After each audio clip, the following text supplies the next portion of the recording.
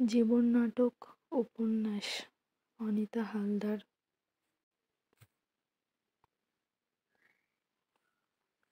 জীবনসঙ্গী অতি সাধারণ একটি শব্দ। প্রতিটি মানুষের জীবনে চলার পথে একটি সঙ্গী অবশ্যই প্রয়োজন। নিজের পছন্দের একজন সঙ্গী পাওয়া খুবই মুশকিল। কারো পছন্দ স্মার্ট, হ্যান্ডসাম, ফর্সা, কেউ আবার গুণবান ব্যক্তি চান, আর কেউ বা চাকরি, ব্যবসায়ী ইত্যাদি। যৌবনের টানে অনেকে হয়তো সেই ভুলটা করে বসে। কৈশোরে বড়দের অমতে গিয়ে কেউ আবার পছন্দ করে রাখে, নিজের পায়ে দাঁড়ালে তখন দেবে বিয়ে। কেউ বা নিজের অপছন্দ সত্ত্বেও বাধ্য হয় বাবা মার পছন্দের মানুষকে বিয়ে করতে। কিন্তু আমার ক্ষেত্রে কোনটা? পরিবারের মধ্যে নাকি নিজের পছন্দের কাউকে? জানি না তা। পাত্রপক্ষ দুবার দেখে গেল, অবশ্য পাত্র নিজেও এসেছিল। পছন্দ হয়েছে ওনার, আমারও অপছন্দ হয়নি অবশ্য। ওনার নাম দিয়ে ফেসবুকে সার্চ করলাম, অনেকে আছে ওই নামে। মিউচুয়াল ফ্রেন্ডস দেখে প্রোফাইলে ঢুকে অনুসন্ধান করলাম। আন্দাজ ছিল, তবে ওনাকেই পেলাম। পাঠালাম ফ্রেন্ড রিকোয়েস্ট, অ্যাকসেপ্ট করলেন। পরদিন সকালে দেখি মেসেঞ্জারে মেসেজ ঢুকেছে, উনিই পাঠিয়েছেন। দেখি আমার ফেসবুক অ্যাকাউন্টের ফিচার ফটোটি, মানে আমার কবিতার ছবিটা আমাকে শেয়ার করেছেন।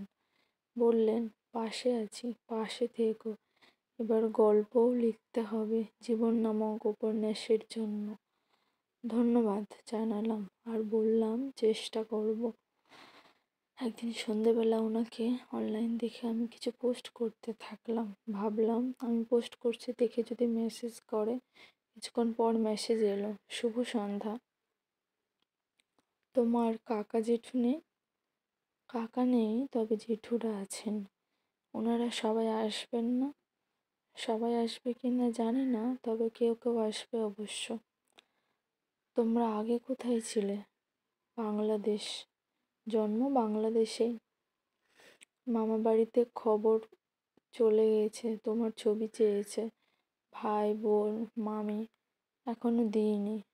আপনার বয়সটা একটু বলবেন প্লিজ? 27+। উনি অবশ্য আমার বয়স জিজ্ঞেস করেনি, কারণ উনি যখন ওনার মা আর কাকিমার সঙ্গে আমাকে দেখতে এসেছিলেন তখনই জানতে পেরেছিলেন 19 বছর। 8:30 বেজে গেল, ঘুমিয়ে পড়লাম। পরে খাবার খাওয়ার জন্য মা ডাক দিল। খাওয়া দাওয়া করে ডাটা অন করে দেখি 2টো মেসেজ করেছে। কি করছো? Good night. কোনো রিপ্লাই দিলাম না, ঘুমিয়ে পড়লাম।